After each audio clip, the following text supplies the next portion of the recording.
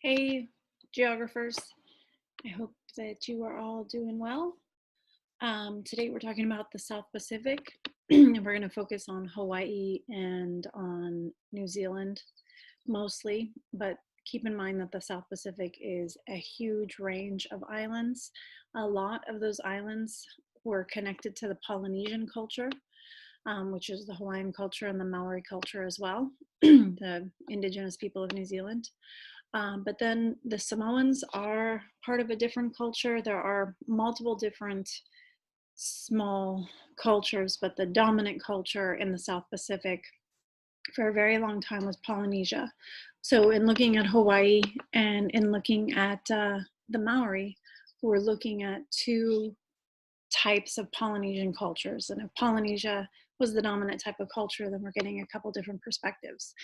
And because the South Pacific is, the Pacific, as you know, is a gigantic, gigantic ocean, and there's all these little islands that dot it, it's a place that's going to be very much controlled and affected by the ocean. So the cultures that we're going to see are going to have something to do with that. Okay, and then our next region is Australia, and that's it. We're done. You might wonder why we would do an entire region of just one country, but it's a continent too. Okay, share screen. All right. And as we get into the South Pacific, both with Hawaii and Australia and New Zealand to a lesser extent for me, these are the places that I'm from. So that in California. And so they're, I don't want to say especially important to me. Everywhere in the world is important to me, but they're more personal to me. So here's two quotes for you. Don't be fooled by appearances. In Hawaii, some of the most powerful people look like bums and stuntmen. That's from a book called The Descendants. If you've never read that or seen the movie, it's a very good book, and it's a good movie as well. And then I chose Michelle Obama because, well, I mean, Barack Obama was born in Hawaii, but that's not really why I chose it. I just really like this quote. It's much harder to hate face to face. It's easy to hate through a lens. What do you think that means? It's much harder to hate face to face. It's easier to hate through a lens. Okay. So we're looking, like I said, at the gigantic Pacific Ocean. As you can see, the Pacific Ocean is humongous, and specifically Hawaii right here. Hawaii is the most remote set of islands in the world. Like I said, when we talked about Japan, it was a strategic military location, which is one of the main reasons that the US colonized it for a period of time and then made it a state after World War II. But Hawaii is connected to the Polynesian cultures that we see dotted through a lot of these islands, including down here in New Zealand and all through these little different islands. But that doesn't mean that that's the only culture. Like I said, the Samoan culture is a different culture, and we have American Samoa right here, and then Samoa. American Samoa, by the way, is still a colony of the US, as is Guam. So we're looking at this region, which is mostly ocean. So a lot of our culture that we're going to see is dominated by the ocean. So very first thing, let's start with Hawaii. And I have mentioned the orographic effect in the class before. We talked about it with the Caribbean, for one, a whole lot. But the orographic effect, just to remind you, is so air has mass. We don't think of it as having mass because it's all around us and we kind of walk through it all the time, but it does, it has mass. So when it hits something or when it's heated or cooled, it moves. And when that mass moves, nature does not like a vacuum. So something else is going to come in and fill that space, for one. So what's happening, just imagine the Pacific back here and how much wind you're going to get pulling over that ocean. One thing about waves, there's two real types of waves. There's Rossby waves, which are caused by the rotation of the earth. And then there are the waves that hit the shore that we surf and stuff like that. Those are caused by the wind friction. So one of the reasons that Hawaii has these amazing waves and still has surfing tournaments and has is the place where surfing comes from is because you're going to get the drag friction of the wind all across the Pacific, and then it's going to pummel these islands. So that's one of the reasons that the Hawaiians created the surfing. So when we imagine that wind running over the Pacific and dragging over the Pacific and creating these gigantic waves, and then hitting, let's say this is the big island of Hawaii, what's going to happen is orographic lifting. Orog, if you remember, this word in Latin means mountain. So anytime you see this word orog, it's referring to a mountain. Orographic is mountain lifting. So when the air hits Hawaii, the big island of Hawaii, or any of the islands, they are a mountain chain. So we don't think of them as a mountain chain because we can only see the very tips of the mountains, but this is actually the biggest mountain range in the world. I know that the Himalayas are the biggest mountain range in the world, but they're just the highest mountain range in the world. They, because they start on land, right? They go all the way up to ridiculous heights, 21,000 feet, for example. Whereas the Hawaiian Island chain is actually the largest, most massive mountains in the world. It's just they're mostly covered by the Pacific Ocean. And they're there because of what's called a hotspot. If you ever take physical geography from me or somebody else, or if you take geology or something like that, you'll learn about what a hotspot is. If you remember, there's different ways that mountains are built. Converging plates is one of the ways that mountains are built. When you have two different plates that converge into each other, magma rises up and it creates volcanoes and mountains. But what's happening here is the hotspot of the Pacific Ocean. And this is actually evidence that we use as earth scientists for plate tectonic movement. So the Pacific plate, if you remember when we talked about Japan, the Pacific plate is moving like this. It's moving in this direction. It's converging right into Japan. It's converging into Russia. It's converging into the Asiatic plate right here. So what's happening right in the middle of this plate is a particularly viscous plume of magma. So right here, under the Pacific plate, we have a particularly viscous plume of magma, and it's popping out through the lithosphere.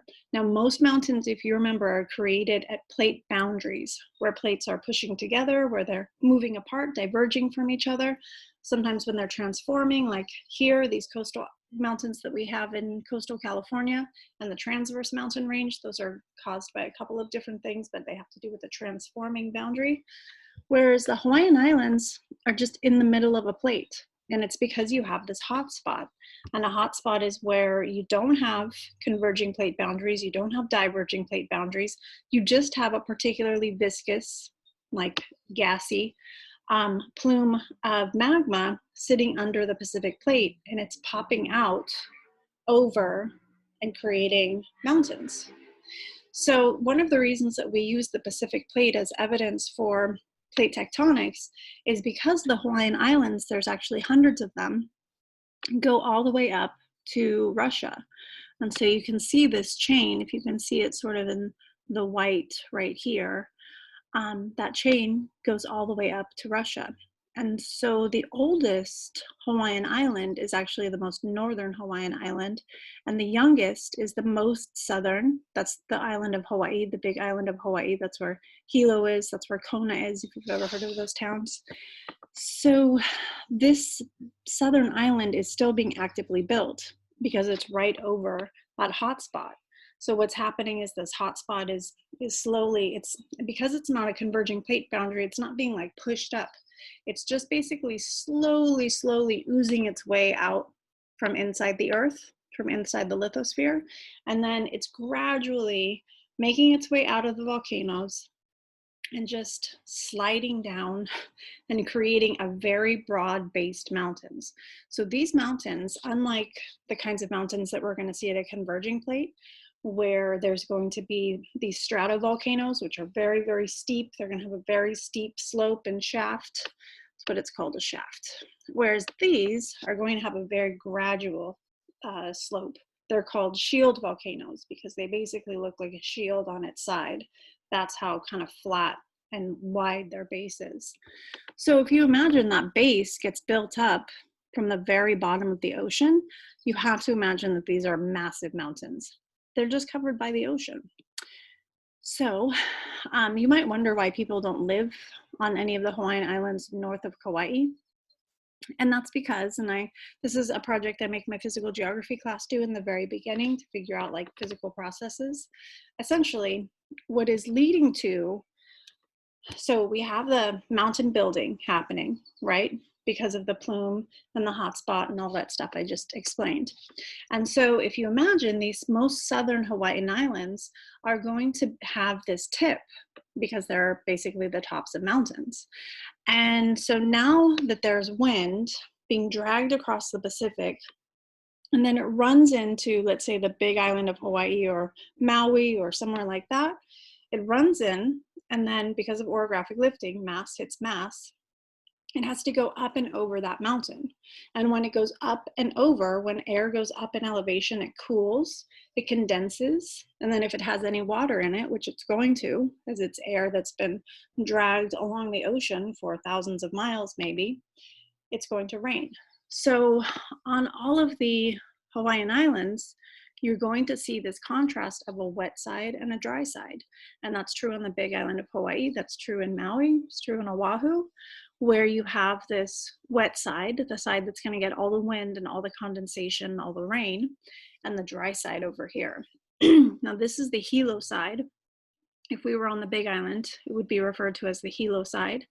It rains about 80% of the year, whereas over here on the Kona side, it's very dry and it's very warm. And that's where they do the Ironman, by the way. The Ironman is a full marathon, a full century ride, so 100-mile ride, and a full like 2.8-mile swim all together. And they do it in August. I used to watch people at the end of the Ironman, and I mean, in August, like just on blacktop, because it's lava everywhere. It's just lava rock. So that's freaking crazy. All right. So the catch here is that you have to have this mountain top in order to have water. Otherwise, if you didn't have that orographic lifting, that wind would just blow straight over the island, right? So does that answer your question as to why people don't live, like you asked the question, as to why people don't live in these northern islands? Why? Because if we know anything about geography, we've talked about geography through this whole semester, but physical geography, you have these mountains build themselves up, and then the wind and the water comes along and it erodes away that top of the mountain. So remember, if these are the oldest Hawaiian islands, they've been sitting over the ocean for years and years and years, right? Thousands of years. So they've been eroded away, so that now you just have these flat little tops of the islands. They no longer have this peak. And so there's no orographic lifting. So basically the air just cruises right over. There's no real rain. I mean, there's going to be rain from like passing hurricane storms, or there's storms that happen besides from orographic lifting, but you're not going to have steady access to fresh water. So because these are older, you can't actually live on them. They don't actually have very reliable water. Now, the Hawaiians, the Polynesians who got to Hawaii, and so here's Hawaii, an overview of Hawaii, and you can see once again, wet side, that's the Hilo side, dry side, that's the Kona side. This is Maui, and if you've been to Maui, you probably flew in right here. That's where the airport is, and then you probably headed on over there. That's where like most of the tourists and anybody who lives in Maui is going to be, although Maui is populated all over the place, of course, but this is going to be the tourist area. And then this is Lanai. No, it's not. This is Lanai. This is Molokai, which we're going to talk about Molokai for just a minute, but once again, wet side, dry side. Oahu, wet side, dry side. Now, Kauai is a little bit different. Kauai is actually the rainiest, consistently rainiest place in the world. So Kauai gets an average of 280 inches of rain a year, and that's throughout the year. If you remember when we talked about South Asia gets their monsoons, and they measure their monsoon rains by feet in some places. But remember, they only get it July and August, really, and the rest of the year is dry. Whereas consistently around the clock, day after day, you're going to get hit with rain in Kauai up to about 280 inches a year. And for contrast, in Santa Barbara, a normal year, when it's not a drought year, we should get about 14 inches of rain. So yeah, it's a lot of rain. And so it's wet all over that island. And here we are in the most remote set of islands in the world. How did the Polynesians first get there? I'll get into that in just a minute. Oh wait, 480. Ooh, I said 280. It was 480. Good thing that I brought up this physiography slide. So we have a chain of islands. Like I said, they're on a hot spot, like I said, 15,000 feet up from the ocean floor. So they're massive, massive mountains. So to give you a reference, Mount Whitney, our highest point here in the Sierra Nevada, is 14,000 feet. Kilimanjaro is 19,000 feet. Mount Kenya is 17,000 feet. And I believe the big one, Everest, is 21,000 feet. So they're massive mountains. And again, you might be thinking like, wait a minute, you just said this mountain range was bigger than the Himalayas, but the Himalayas is 21,000 feet.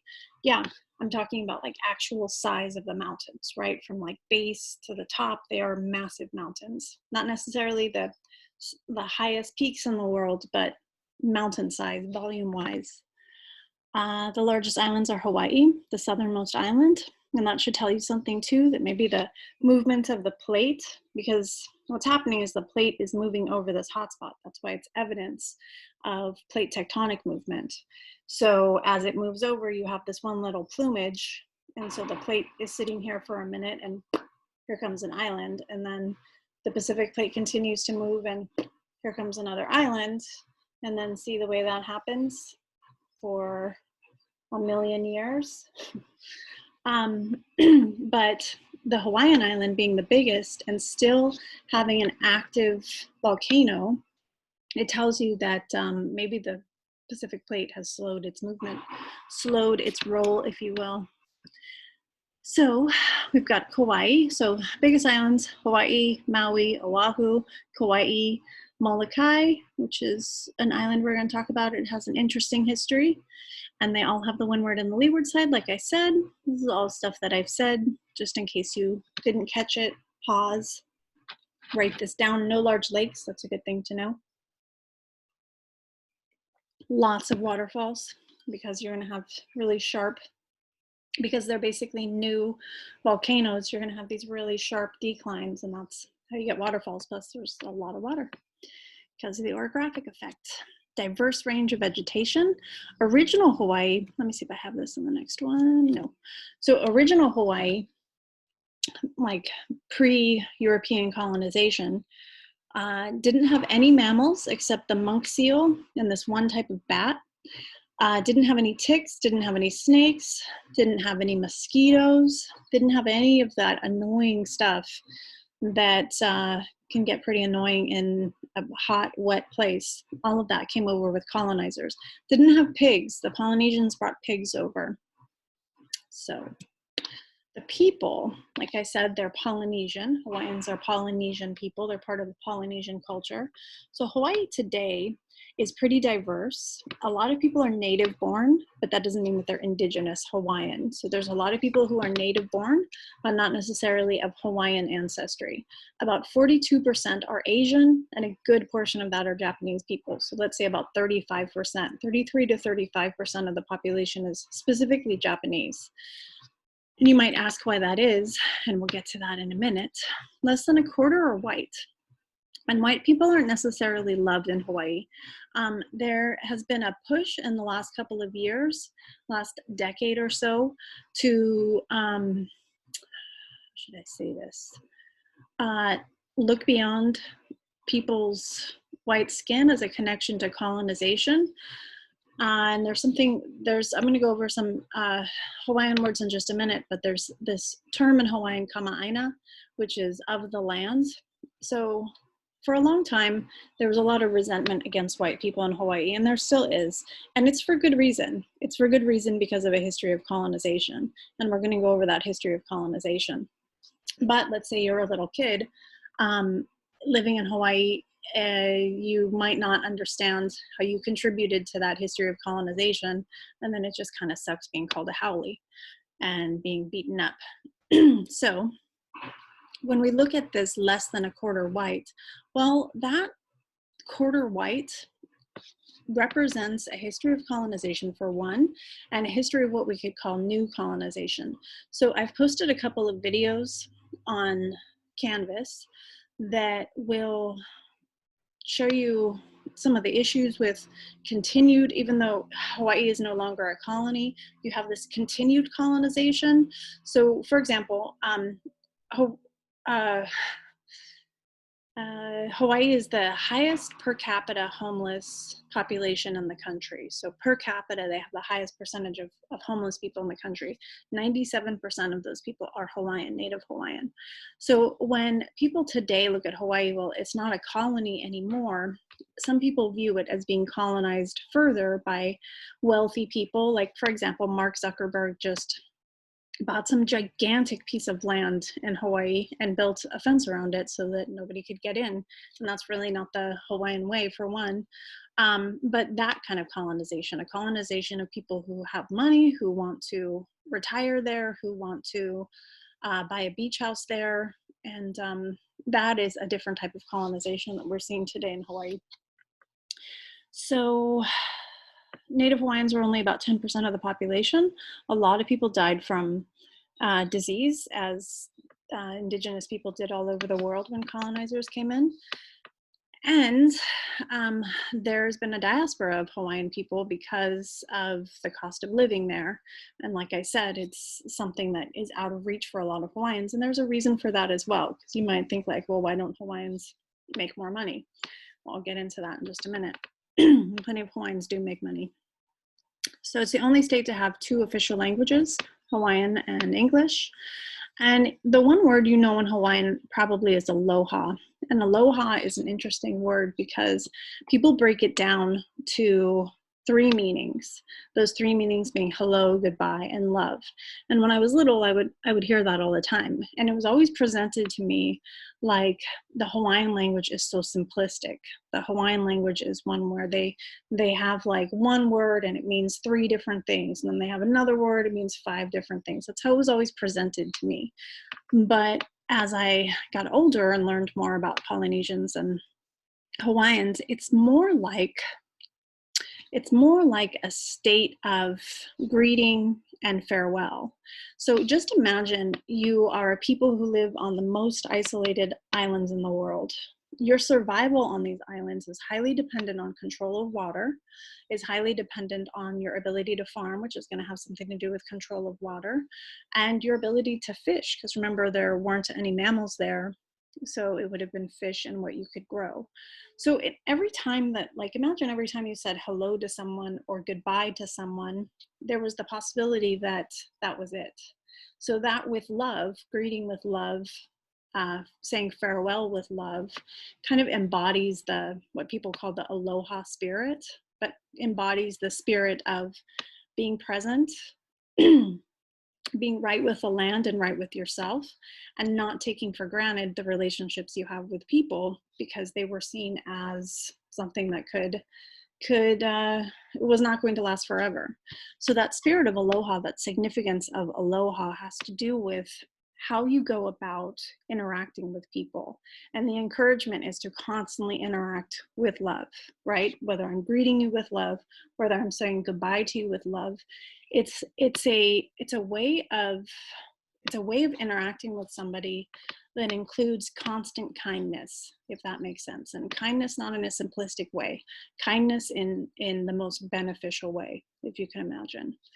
So our narrative of Hawaii is, there's multiple different narratives of Hawaii. So if we were in class, I would ask you what you think about Hawaii. If you had been to Hawaii, maybe you'd been to Hawaii on vacation, your grandparents had their anniversary, somebody had a destination wedding, maybe you went on a cruise, something like that. So today in the US, we think of Hawaii as this tourist destination, as this place that's a part of the US country, although many Hawaiians do not see themselves as part of the US. They do not see this as the US, they see it as an occupied territory still. So when we think about the Hawaiian narrative. For us here in the US, it's seen as this vacation place, it's seen as this tourist destination. And in many ways, the culture has been commodified in order to continue that narrative of a relaxing place. Now, I just went through this whole thing about aloha meaning love, and aloha being kind of the epitome of being kind to people. But at the same time, our way of reducing Hawaiians and reducing their culture to something that's just fun and interesting, and you get to wear these, Hawaiian muumuu dresses when you're there, and puka shells, and you hear somebody in like native Hawaiian costume going through a conch, and it's great because you're at the Hilton and you have cocktails. That's commodification of a culture. That's a real culture that has been commodified in order to survive. So I want you to take a minute and go watch the video that I posted on the commodification of Hawaiian culture. It's just like 3 minutes. Let's go watch that. Okay, so that narrative of the commodification of Hawaii, and if you noticed that one woman, when they were at the condo complex, she said the simulation of the native always signifies the native absence. So I don't know if that stood out to you, but the simulation of the native always signifies the native absence. Think about how that's true when you're commodifying a culture. Think about how that's true here. Think about the simulations of indigenous people that we might see here in the US and where those simulations are and how they signify the absence. Because you wouldn't need to simulate if they weren't absent, right? Now, the other Hawaiian narrative is the actual Hawaiian narrative, which is a Hawaiian narrative that is based on Polynesian religion and culture. And I've argued in this class that religion has a lot of different meanings in culture. As we've talked about, it's a way of controlling people, and control can be good and bad. Making sure that people don't kill each other, that's a good type of control, right? Sending people to war because you want to control more resources, but doing it under the mask of religion, that's not a good type of control. But the other function of religion is to explain things. There's many functions of religion, like I've argued. There's the function of religion keeping us balanced with our environment. If we are going to, cut down all our trees, then we're not going to have any trees left and we're not going to be able to survive. So if there's a spiritual context to every tree, then we're probably not going to cut all of them down. Now that's present in the Hawaiian Polynesian religion, that balance with nature, and it's going to be especially important because remember, you're on the most remote set of islands in the world. There's no like moving to another land once you've used up all of this land. There's moving to another island, but there's only a couple of islands that are actually inhabitable. So when we look at the Hawaiian religious narrative, it also has to do with explaining natural phenomena. And like we've explained, different parts of the world, your natural phenomena that are important are going to be different. If you have an economy that's based on pastoralism, like the Sioux, for example, in what's now the US, then your religious figures are going to have a lot to do with animals and natural phenomena like that. Whereas in Hawaii, it's all about surviving hurricanes, surviving droughts, surviving gigantic waves.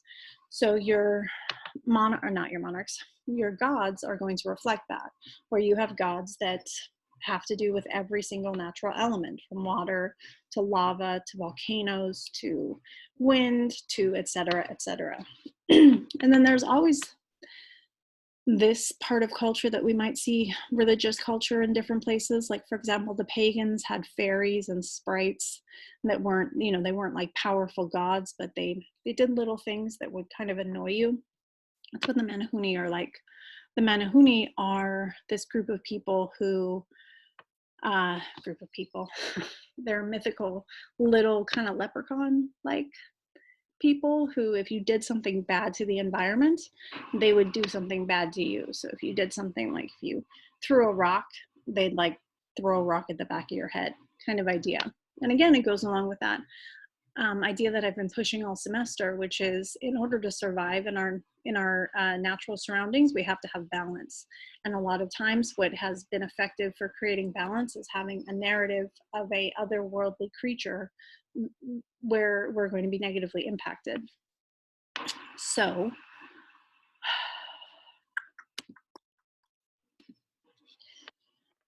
Our other figure down here, Pa'ao,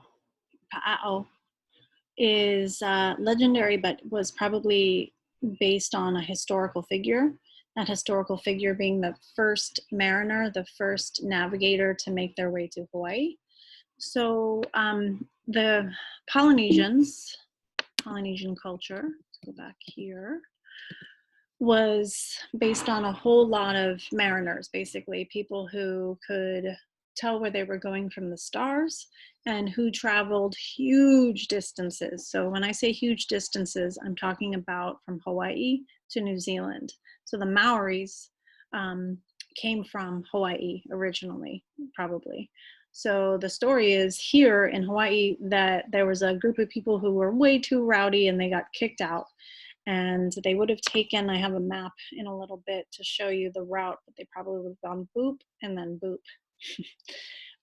In catamarans. So a catamaran is kind of like a large canoe and another large canoe with a connecting piece between them over the Pacific Ocean. And the Maori, if you go to New Zealand, have a story that they had to leave their homeland because they were just too powerful for that place. See how it's the same story, but from a different perspective? So they would have been navigators, mariners, who, and somebody originally had to get to Hawaii, right? About 1,000 years ago. No, more than that. 1,000 years ago was the Maori. 2,000 years ago was the Hawaiians. And so Pa'ao was probably the first, so legendarily, he was the first person who got there, the navigator who got there, and he was probably based on a real person. I want to go over a couple of different words in Hawaii because we have the word aloha, probably, maybe mahalo, thank you. But here are some good words. Now we talked about aloha. Here are some good words that really tell you about the Hawaiian culture. So one is pono, and to live pono is to live righteously. So the word is righteous. It's what pono means. But well, like with any language, you miss the cultural context when you take it from one language to another language. And here in the US, the word righteous might be connected with like Christianity. It might be connected with kind of a religious feel. I don't know if that's what you think about it. There's, of course, different interpretations of what righteous means. But the word righteous in Hawaiian, or pono in Hawaiian, is to be right with. So to be right with the earth, to be right with yourself, and to be true to yourself's character. That's something that is strongly encouraged, that you have a character, a special character that is part of you, and it's a waste to not be true to that person. And to be true to that person, to be true to the earth around you, to be true to your, the people that you inhabit this earth with, that's what it is to live pono. That's what it means by being righteous. And then aloha, like we talked about, aina is that word that I brought up earlier, kama'aina. And that that phrase has been around for a very long time, but in the last couple of years, you've seen more people who are moving away from the term haole. Haole is a word for white people. It literally means without a soul. It means person without a soul. So that can give you an idea of, like I said, there's a resentment against the colonizer, and for good reason. There's resentment against the colonizer, but they were people who were soulless about how they took over Hawaii. So relating white people as people without a soul, historically, colonial-wise, it made sense. But kama'aina, person of the earth, is a way of recognizing that you don't have to be Hawaiian in order to be righteous, in order to live pono, in order to respect the earth around you. So to be a kama'aina is a person who is a person of the earth rather than Hawaiian, but a person who can respect the islands of Hawaii. Now there are some Hawaiians, and if you go and watch the other video that I posted on imperialism in Hawaii, you'll see that the same professor who was shown in the commodification video is going to be in this. And I mean, she's, I hope that you watch it and think, damn, because she's a badass, but she has this idea that if you're not Hawaiian, you need to leave Hawaii. And that includes Japanese people who have been there for generations. That includes anybody. So go watch that video. Okay. So the kama'aina, the idea that you can be in Hawaii and respect nature, for some Hawaiians is still not enough. Um, and then ohana is a word that I'm sure that you've heard from Lilo and Stitch. If there's another word that you know besides aloha and mahalo, it's probably ohana. And you probably know that ohana means family, but it's important to bring up the idea of family, because once again, when we move a word from one language to another language, you miss the cultural context. In my human geography class, I talk a lot about language and how we define language as agreed upon symbols and sounds, but there's this whole other part to it, which is highly cultural. When you say things, just think about our swear words. Swear words don't mean anything. If you call somebody a whatever in a different part of the world, if we go to China and call someone, think of a derogatory term for a woman, a derogatory term for a queer person, et cetera, et cetera. It's not going to mean anything because you don't have the cultural context. You don't have the weight of what that word means inside of our culture. So when we look at the word ohana, it refers to family, but it's not the idea of family that we might have here in the US, which is a family that's originated by two people who aren't related, who get married, who have their offspring, that's their immediate family, and then they have some recognition of their extended family, maybe their aunts and their uncles and their grandparents and stuff like that, and that's pretty much it.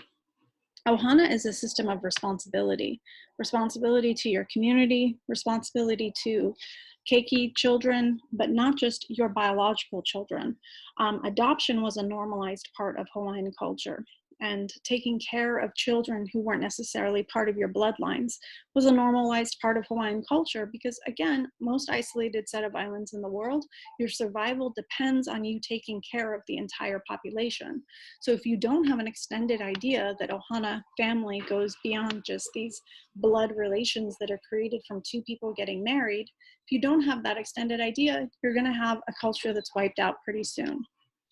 So, and speaking of, the culture was wiped out pretty soon. So before I get into this is Captain Cook, and when the British came to Hawaii, I want to explain a little bit more about the Hawaiian culture. So the Hawaiian culture was based on agriculture, but so we've seen agriculture play out in a couple different ways. Agricultural economies. In China, for example, the agricultural economy was based, the political system, the economy was based on land ownership. If you own land, you became wealthy, you became politically powerful. That's how you have these dynasties that are created. In other parts of the world, we talked about hydraulic civilizations. If you remember, in Southwest Asia went from being a place that was controlled by land ownership, but then when the climate changed, there is so much noise around me right now. There's like 10 dogs out there barking. There's this machine in front of my house that's making all this noise. I'm really sorry. Let me pause this for a minute and see if the sound goes away. Okay, I shut some windows and told some dogs to shut up. No, I didn't. Okay, tell them to shut up. Okay, so just like in Mesopotamia, when climate changed and the ice sheets retreated, you had a civilization that had once been based on land control becomes based on water control. And that's what we're going to see here in Hawaii. So because, as you can see from these islands, there is a lot of water on the Hawaiian Islands, but they're isolated to just a couple of places. So here on the Big Island of Hawaii, it would have been over on the Hilo side. So if you controlled that water, you controlled the economy. At first, so Hawaii was a monarchy, and it was actually a collection of monarchies. So for a while, until Kamehameha comes along, you have several different monarchies that control each island. And they control the islands, they control the economy by controlling the water. Monarchy is a style of political system. It's a political system that makes sense when your economy is based on land control, or in this case, on water control. People who control the most become the most powerful in the economy. They become the people who make the rules. They become the rulers. So you had agricultural economy based on controlling water. You had monarchs who were separate, like for a good most of Hawaiian history, controlled each one of these islands. And you had a system of like I said, ohana family lineage.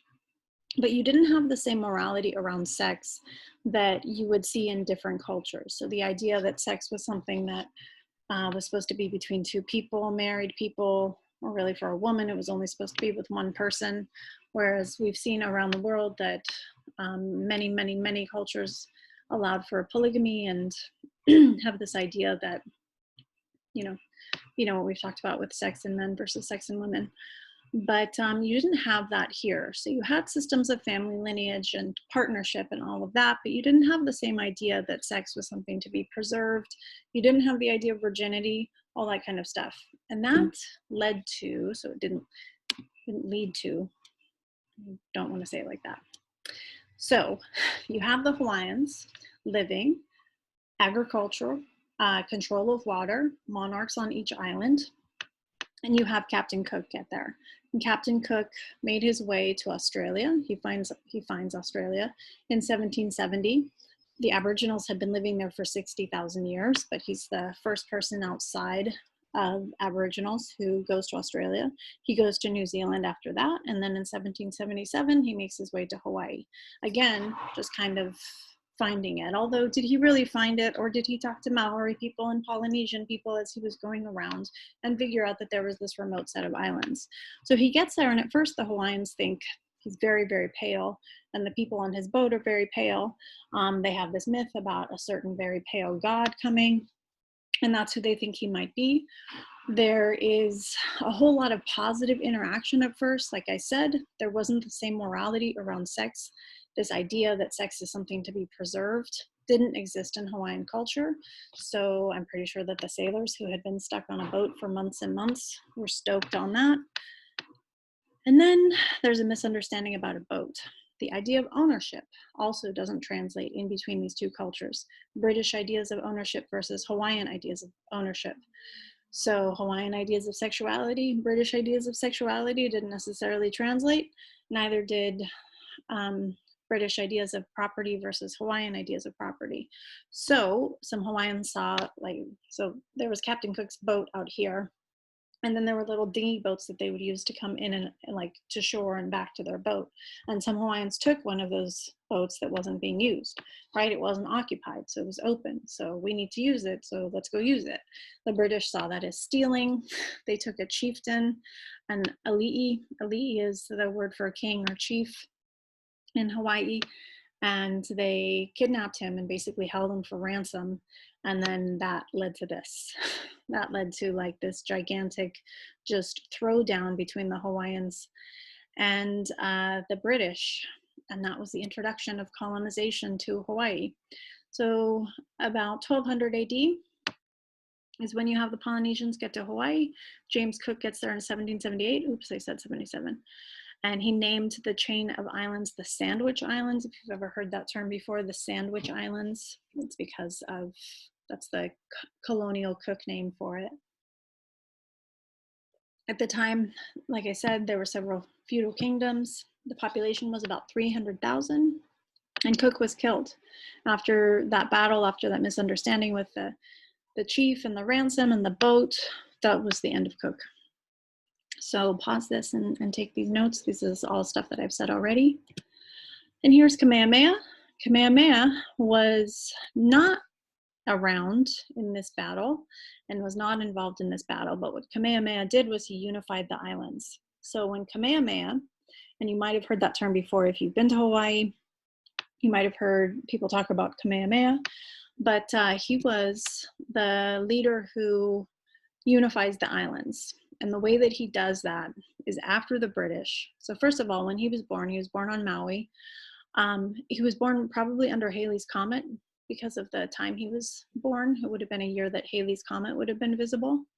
I don't know if you guys probably haven't, no, none of you. I saw Halley's Comet when I was a little kid. I remember it was visible, and it only comes like every 76 years. So maybe we'll see it in a couple decades.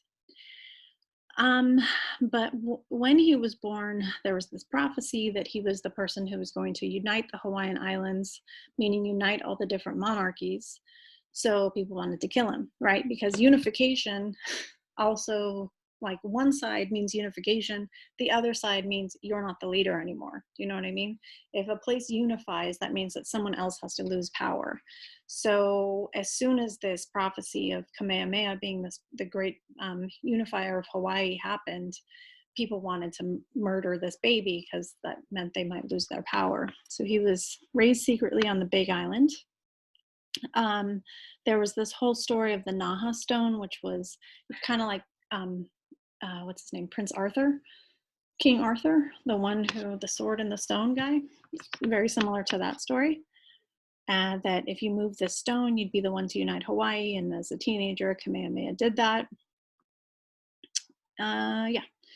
So he succeeded in uniting the islands, and this was after the British had gotten there and had been doing some trading.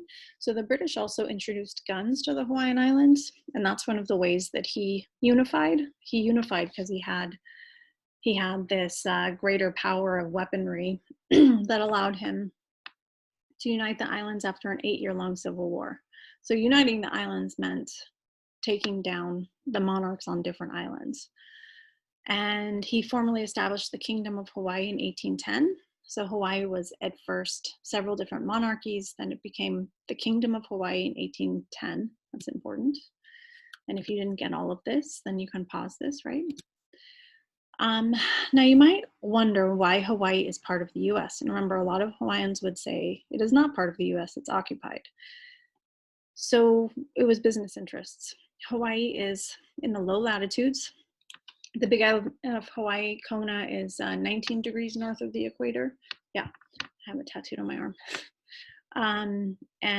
So that's the southernmost island, is 19 degrees north of the equator. So it's right in the tropics. And US business people became interested in the islands for a couple of reasons. Mostly agriculture. Mostly you could grow things in Hawaii you couldn't grow in the US. The US is primarily in the mid-latitudes. And we've talked about the mid-latitudes. That's where you grow staples. You have lots of seasons in the mid-latitudes. The low-latitudes, you can grow things you can't grow in the mid-latitudes. Sugar, coconuts, pineapple, coffee, all those things that Hawaii grows now. So when business interests become kind of like American business interests become interested in Hawaii, they start to do some business. They gradually force the monarchy to give up some of their power. So at first they're trading, and then they get more and more power on the islands. And remember, they wouldn't have been officially backed by the American military, but there would have been this kind of looming threat of the American military that was used, and it was used specifically at one point. We'll get to that in just a minute. So you have these business interests who gradually force the monarchy to give up their power. Kamehameha III, so that's still the House of Kamehameha, but this would have been the third generation of Kamehameha, allows for some private ownership of people who are not Hawaiian. So 1848 is when you have the beginning of these plantations that are owned by people who are not Hawaiian. 1875 is when you have sugar tariffs removed in exchange for a US naval base. So people in Hawaii and these new American business interests particularly were essentially setting up these plantations. And because they weren't officially part of the US, they had to pay taxes to sell that product. So they were American business people growing sugar, growing coffee, and they had to pay tariffs. Now, those tariffs were removed, which helped not the Hawaiians, but the people running plantations and stuff like that on the islands of Hawaii. And the US is allowed to set up this naval base as a result of removing sugar tariffs. And so the US was interested because, like we talked about last week with Japan, the most remote set of islands in the world, you can't easily fly around the world yet. Having boats basically stationed right in the middle of the Pacific gave the US a lot of power. And notice this date, 1875, remember that's when Imperial Japan was starting to spread around the Pacific. And then in 1889, you have a group of US troops who forced King David to ratify a new constitution. So one, that new constitution said in order to vote, you had to own property and you had to make $600 per year. So it effectively outed the Hawaiians from being able to vote in their own country. And the only people who would have been able to vote were these large plantation owners. $600 a year is a lot of money in 1889. Now, this also brings in the era of Christian colonization. So and we've seen this around the world, there's business interests that go into a place, and then there's a cultural homogenization that comes in afterwards to kind of quell the people, keep the people as laborers, but remove their culture. So this cultural genocide that we've seen in other parts of the world, we see again in Hawaii. The Christian missionaries come in, and first of all, remember, you didn't have the same custom of ideas around sexuality in Hawaiian culture as you had in Western culture. It's very hot and humid, so you're not wearing a lot of clothes there. In fact, the women who would have greeted Cook's shipmates in 1778 would have been mostly naked. And so when the Christian colonists get to Hawaii, they're like, you got to cover all that up, which is why they introduced a muumuu, which is this, like, if you've never seen a muumuu, it's this like shapeless, large piece of material dress that goes from like neck to toe. And Hawaiian customs became illegal. So the hula was illegal. Ukulele playing was illegal. Surfing was illegal. All of these things, speaking the Hawaiian language became illegal under the missionaries. All of them were seen as ungodly. And the reason I bring this up is because it has to do with cultural genocide, like we've talked about for so long, but it also has to do with today. Why do we go to Hawaii? What are the draws? Exactly the things that were made illegal by the Christian missionaries. The hula, watching people hula dance, listening to people blow through a conch, learning how to surf, surfing, all of that are things that we celebrate today with Hawaiian culture, but we celebrate them through this lens of commodification. So what we did is we removed that piece of Hawaiian culture in order to keep Hawaiians as laborers, but destroy their culture. And then later, a good 100 years after this, it becomes this selling point to bring Americans and other people to the islands so that they can celebrate this now commodified version of the Hawaiian culture. No longer done by Hawaiians, some done by Hawaiians, but Hawaiians kind of demoted to the secondary position in their economy. And the thing that they have to sell is their own culture. And we see that over and over again today. So then comes Liliuokalani. And before I get into Liliuokalani, she's the last queen.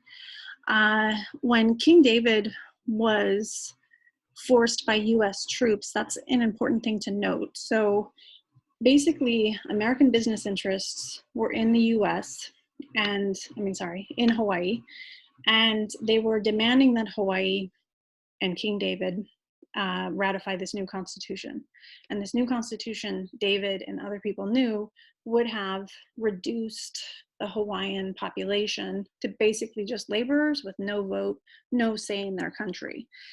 King David was forced, and what I mean by forced is there were several ships docked off of Honolulu at the time who were there to keep the American business people safe in Hawaii. So basically that's what I meant by this kind of threat of constant military involvement by the US. So the US never was involved in any kind of military skirmish against the Hawaiians, but there was the threat that, hey, we're American and we have American business people in your country, and we have to protect them. So we're going to park multiple different naval ships off the coast of your capital while they're doing business with you, just in case they're in danger. This is a tactic that we've seen a couple of different times, right? This is something that we saw with the settlers who went into Oklahoma and Arkansas and Minnesota when I talked about the Indian reservation, and then the settlers who were encouraged to go and take over land and grow wheat. And remember, that wasn't legally part of the US, but the US moved in because they had to protect their American settlers, right? So Liliuokalani, she's the last queen.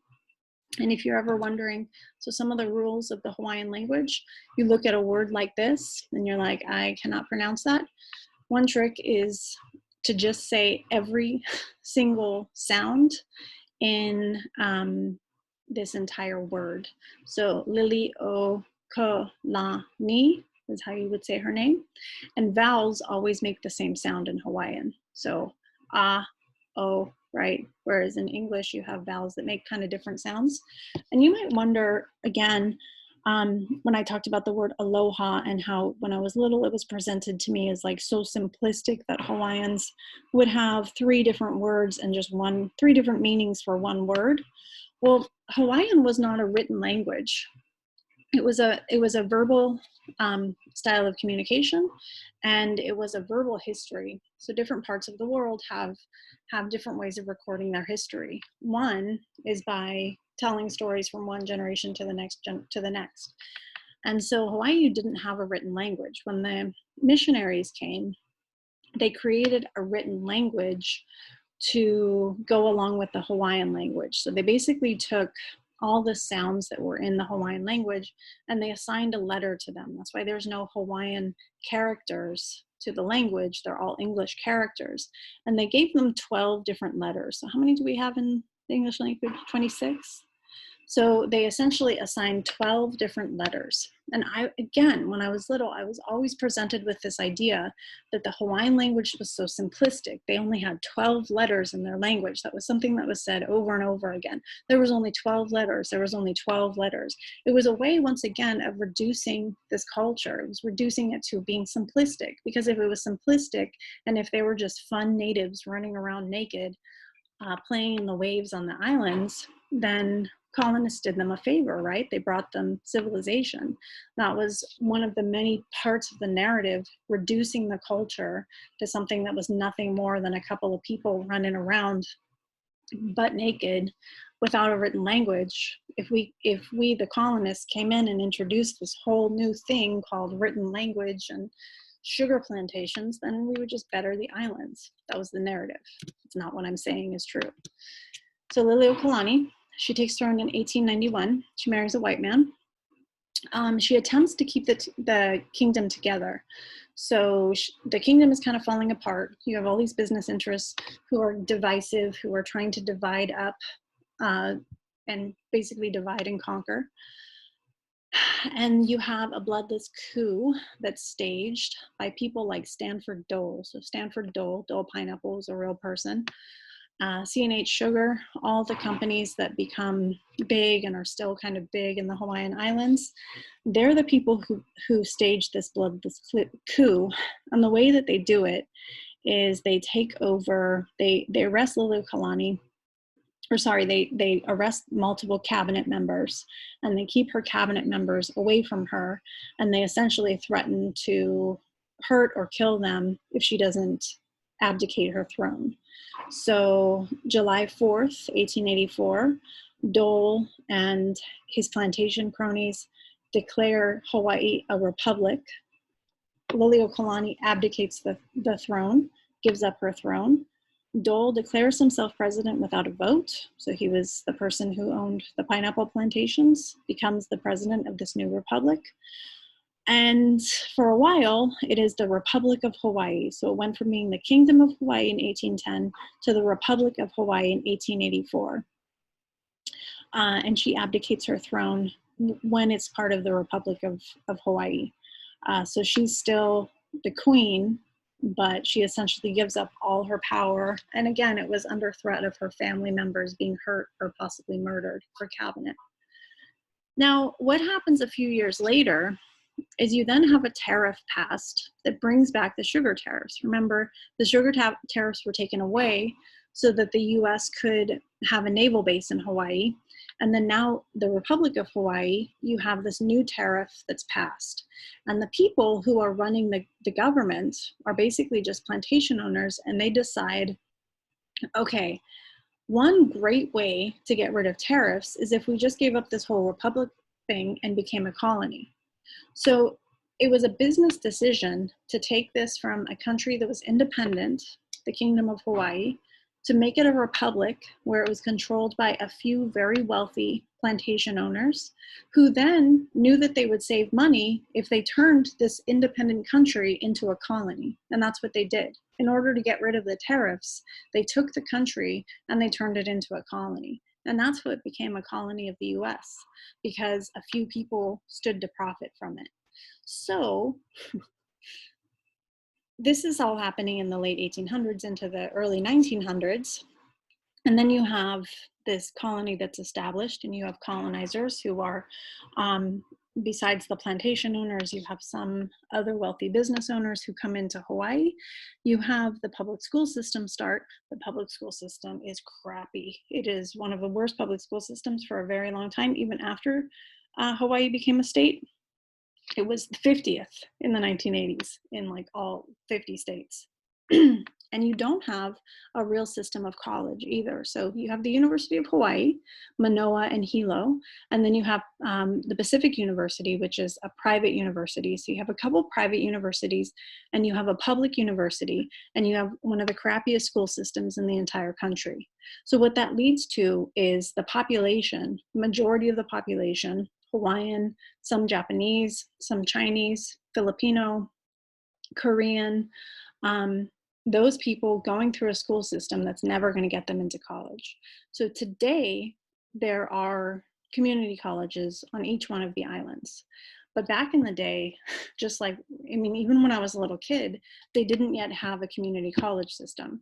So what you basically saw was a two-tier system, a system of wealthy landowners who sent their kids to private school. Those kids went to college in Hawaii, or they went to the mainland because they could afford to send their kids to the mainland for college. And then you saw the majority of the population going to pretty crappy schools, not going to college. Where were they going to work? In agriculture or in the tourist system?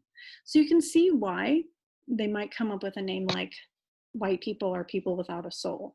You can see why that term haole might have developed from that history. Hawaii becomes part of the US. The Queen, like I said, goes under house arrest. She abdicates her throne in exchange for the release of her supporters. Most of them were her family members. They were members of her cabinet.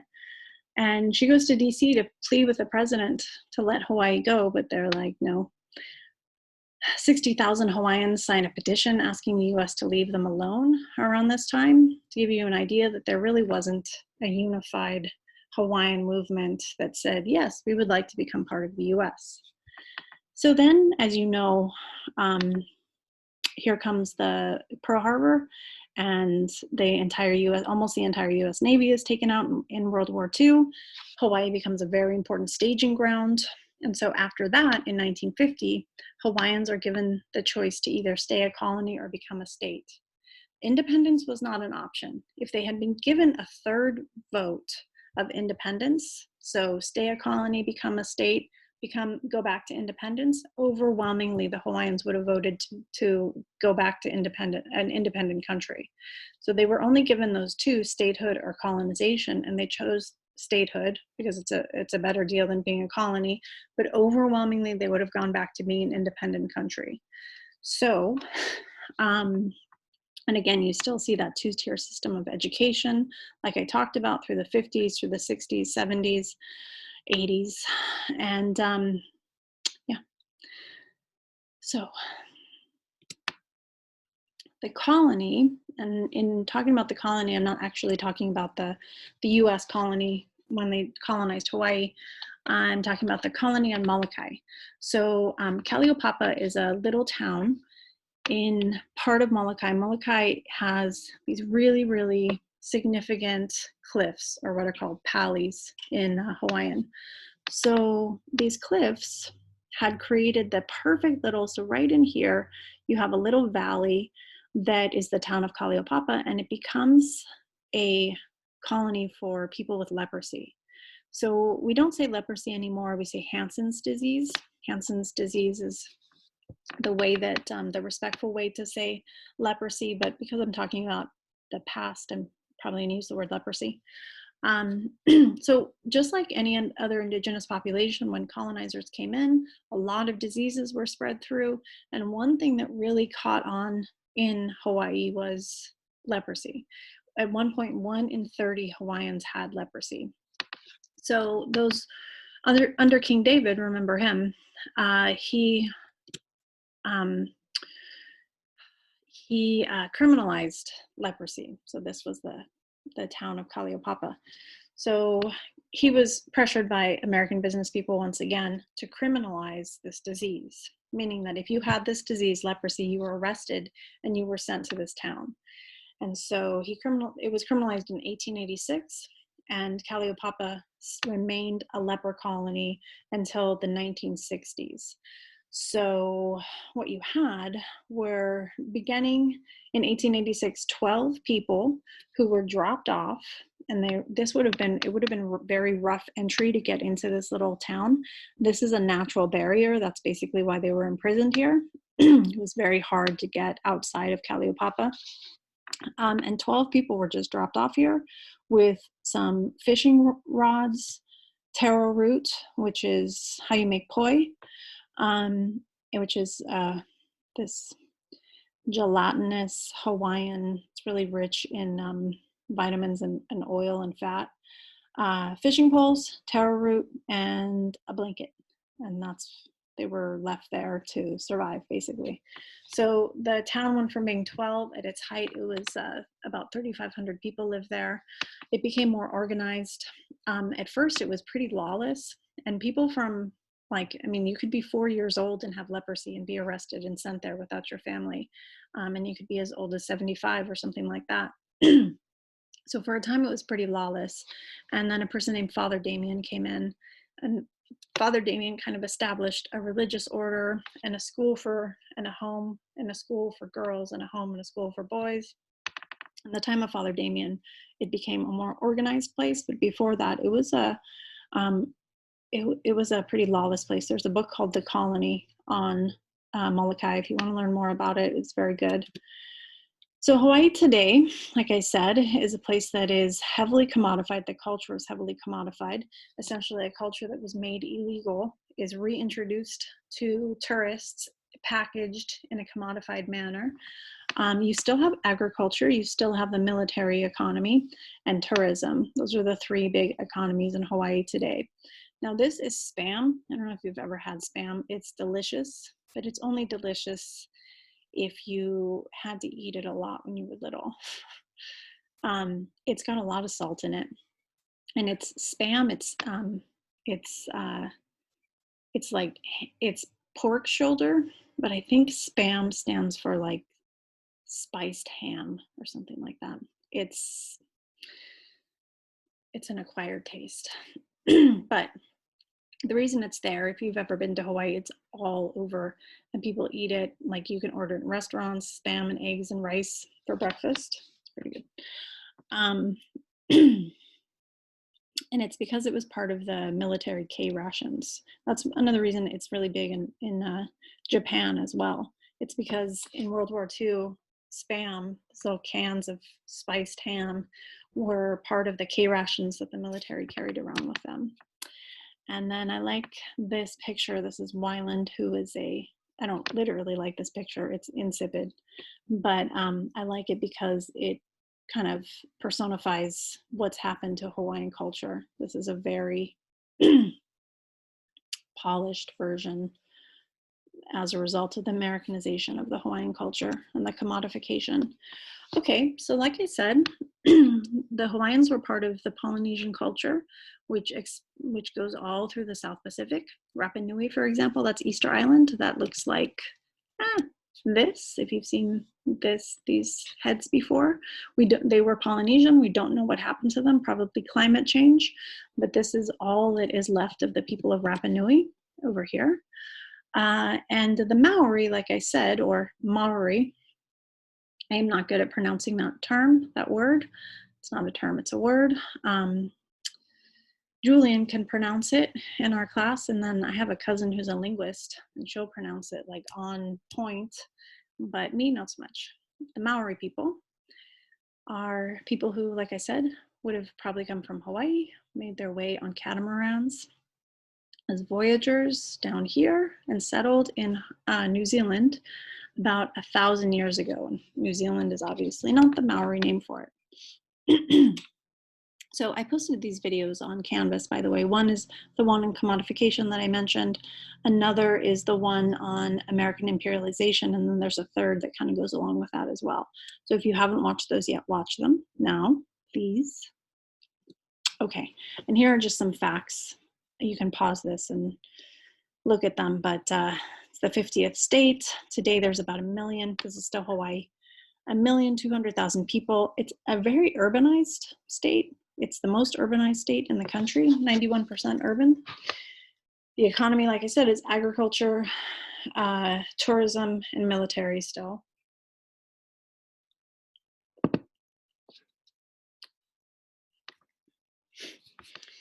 And yeah, so those are just some facts to take in. And if you're worried, I'm not going to test you on these like specific things like agriculture was A, macadamia nuts, B, pineapple, C, lotus leaves. And then you have to know that lotus is wrong. I'm not going to ask you anything that specific, but you know, something like that it's very urban, that 90% of the animals are not found anywhere else. So they're endemic to Hawaii, the Hawaiian animals. And that, like I said, none of these things used to exist there. Mosquitoes, snakes, cockroaches, lice, mice, no mammals except for bats and the monk seal, no reptiles, no amphibians. How'd they get there? They were mariners. They got there on boats. Okay, that's Rapa Nui. And then here is New Zealand. If you've ever been to New Zealand, it is beautiful. And in fact, I prefer it to Australia. Don't tell anybody that. So New Zealand is a Pacific island. The physical geography and remember we talked about the Wallace Line and how north of the Wallace Line is basically tropic and south of the Wallace Line is Australia. But New Zealand is, if you notice, it's here, it's part of so it's the physical geography and the vegetation and the biogeography is very different from Australia. So we're going to talk about Australia next week, but it is closer to what we would see in the tropics. It's very densely forested, but then if you notice, it's pretty far south. So it's actually a lot cooler in New Zealand. That doesn't mean that it doesn't get warm, but it's a lot cooler, especially when you get down to the southern islands. And there's fjords all over New Zealand, meaning that there was glaciers that carved out these huge U-shaped valleys. So it's a place that is different physical geography-wise and vegetation-wise from either Australia or the other Pacific islands we've been talking about. Here's Milford Sound. It's beautiful once again, and it's a fjord. That's an inlet into New Zealand that's created from a glacier that carved out this huge U-shaped valley, just to give you an idea. And also there's ice and snow. This is where Lord of the Rings was filmed, on the southern island, not on the northern island. And there's a lot of sheep. So I want to talk about the Maori for a minute. Like I said, the Maori were connected to the Polynesians and Hawaiians. There was that word mana or mana on an earlier slide when I was talking about different Hawaiian words, and I saved that word because that's also a Maori word, and a lot of the words are going to be kind of similar because they were Polynesian words, but mana is a word that means power or strength. So it could be literally translated as strength, but once again, you lose the cultural context when you take it from one language to the next language. So that strength is specifically referring to your strength, not like your physical muscle strength, but your inner strength, your power, right? The power that you have within you to once again be righteous, to live pono, but it has to do with more a spiritual strength, a mental strength, a spiritual strength. And mana is kind of an embodiment of a lot of Polynesian culture, and particularly Maori culture. Maori culture, like I said, the Hawaiian narrative is that these people were too rough and warrior-like. The Maori narrative is they were just too big for their britches and had to get out of their original homeland. But they were fierce warriors. So I have posted 2 different, and again, they're short videos on the haka. The haka is a dance that was done before people went into battle. It had to be done in total unison. It was a way of conjuring the help of spirits and scaring away other spirits. And you would do it before you would go into battle. Now, today, it's done often in the beginning of rugby games. So in the beginning of rugby games, people will do the haka, and in another class, my human geography class, I have a conversation on whether that's cultural commodification or not. And I would say it's different from other cultural commodification we see, because if you notice on the rugby teams today, the All Blacks, for example, which is a New Zealand rugby team, it's going to be white New Zealanders, as well as Samoans, as well as Maori people, as well as other Polynesian people leading the haka and part of the group. So if you ever take human geography from me, we'll talk all about commodification of culture and appropriation, and whether or not that is, if you do it with the permission of a culture, is it appropriation? So the Maori were united, and that's a different story from most countries that were colonized. If you notice, now we saw that in Hawaii as well, and we saw the way that even though they were united, you have the eventual takeover of their kingdom and how it was gradual and based on business interests. Well, here, being fierce warriors, who again would have had very similar, their culture would have been rooted in the Polynesian culture we just talked about, but they also have a real connection to trees. In fact, Maori people believe that their spirit comes from a tree, that they're literally of the trees, and it's a very tree-full place. So it makes sense that, once again, in balancing yourself with nature, you have to do so by not seeing it as a commodity, right? Seeing it as a part of your culture and as an essential part of your culture. So when the English get to New Zealand, they think, wow, this looks like Scotland. This is a place we could have a whole lot of sheep, like in Scotland. Actually, the very first thing they think are whales. So back here in New Zealand, like I said, it's very, very far south. And the English wanted to hunt whales here. They wanted to hunt whales because that was whale blubber is where you got a lot of your in-home energy. Today we get it from burning coal mostly. About 50% of California's energy comes from burning coal. We get it from other ways too, solar paneling, wind power, stuff like that. But back in the day, it mostly came from blubber. So catching whales was how you got your in-home energy. And the English were like, this is a perfect place to catch whales. So the very first kind of outlet for the British in New Zealand was as whaling outlets. But then they were like, this is a lot like Scotland. It looks like Scotland. It feels like Scotland. We could be growing all kinds of sheep here. And so they wanted to expand and create this colony. But once again, the Maori were a people who were united, and they were fierce warriors. So this is the only real treaty that we see between an indigenous people and the colonizer. So the Treaty of Waitangi in 1840 leads to full citizenship, voting rights, land rights in New Zealand for both the British as well as the Maori people. The Maori people agree to it. There's not a coup like we saw in Hawaii. There's not like a hostile takeover. Nothing like that happens. The English essentially saw that they weren't going to kind of get by with any of those tricks against the Maori. And so they have this treaty. But then in the 1860s, land conflicts start.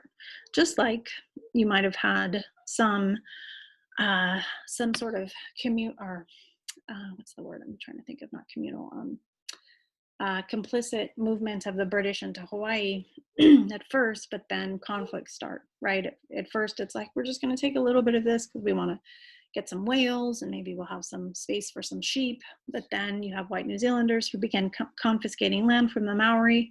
You have conflicts start between the Maori and the white New Zealanders. You have the introduction of alcohol to the Maori, which is really hurts a lot of their unification. Remember, their power in many ways, their mana, if you will, was in their unification, was in like being all together as one group. And when alcohol is purposefully introduced by the British, it kind of comes in and creates a whole lot of fissures inside that unified culture. And then new diseases, just like new diseases came in and decimated so many other cultures and populations. The 20th century has seen a resurgence of Maori culture. New Zealand has 3 official languages: English, Maori, and New Zealand Sign Language. If you ever go to New Zealand, you'll see that the signs, the street signs, for example, are in both English and Maori, and that it has that twinge of cultural commodification that we see in Hawaii, but it's a little bit different. It's a little, it's because of the resurgence of Maori culture, it's a little, this is the feeling that I get, and I could be very, very wrong, but I get the feeling of kind of a shared space between a white culture and a Maori culture now. That doesn't mean that that's the way that it's been.